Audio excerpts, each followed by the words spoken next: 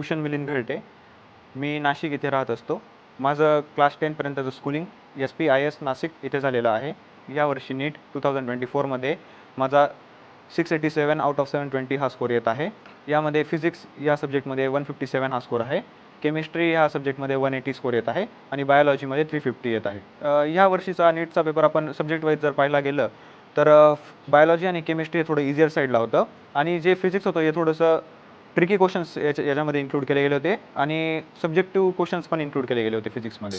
Class 11साठी लातूरमध्ये आलो होतो. मग माझं 11th आणि 12th बऱ्यापैकी इथं कंप्लीट झालं. त्याच्यानंतर जेव्हा 12th आमचं कंप्लीट झालं, टेस्ट सिरीजचा टाईम होता, तेव्हा मार्च एंडिंगला इथं वेदर खूप थोडंसं हीट होती जास्त. ते मला सूट होत नव्हतं. त्याच्यामुळे माझ्या डोळ्यांना ॲलर्जी झाली होती. त्या कारणास मी मग नाशिकला शिफ्ट झालो माझ्या फॅमिलीसोबत आणि तिथून मी माझं पुढचं जे 2 मंथचं प्रिपरेशन उरलं होतं, लास्ट प्रिपरेशन, ते कंप्लीट केलं.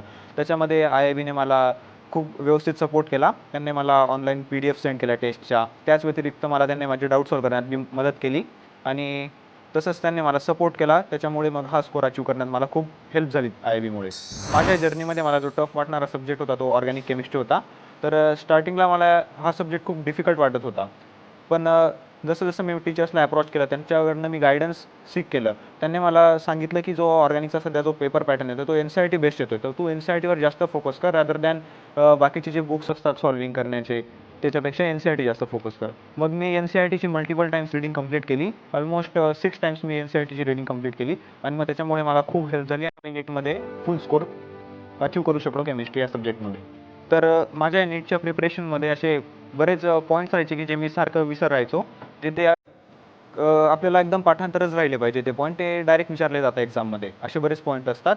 तर मी आणि माझा रूममेट ओमियसने आम्ही दोघं खूप क्लोज फ्रेंड होतो आणि आम्ही काय करायचो, मग स्टिकी नोट्सवर अशा जे पॉईंट्स आम्ही घडी विसरायचो किंवा एक्झाममध्ये मिस्टेक करायचो त्यांना आम्ही नोट करून आणि आमच्या वॉलवर स्टिक करून द्यायचो. आणि जेव्हा बी आमचा फ्री टाईम राहायचा तेव्हा आम्ही त्याच्यावर डिस्कशन करत राहायचो. तो मला त्याच्यावर क्वेश्चन विचारायचा, मी त्याला विचारायचो आणि अशा प्रकारे ते आमचं एकदम व्यवस्थित पाठांतर होऊन गेलं आणि एक्झाममध्ये बी आम्हाला ते एकदम क्लिक व्हायचं, लगेच क्वेश्चन येतात. आणि असा हा फ्री टाईममध्ये आम्ही खेळलेला जो गेम होता क्वेश्चन अँसरिंगचा, तो आम्हाला खूप हेल्पफुल ठरला आमच्या या प्रिपरेशनमध्ये. तर माझे वडील एक BMS डॉक्टर आहेत, त्यांचं क्लिनिक आहे स्वतःचं आणि माझी मम्मी हाऊसवाईफ आहे. तर माझ्या पॅरेंट्सचं असं स्वप्न होतं की त्यांच्या मुलाने एक चांगल्या कॉलेजमधून MBBS कंप्लीट केलं पाहिजे. तर माझा ह्या नीट 2024मध्ये 687 हा स्कोर येत आहे. So thanks to entire team IIB. Think NEET, think IIB.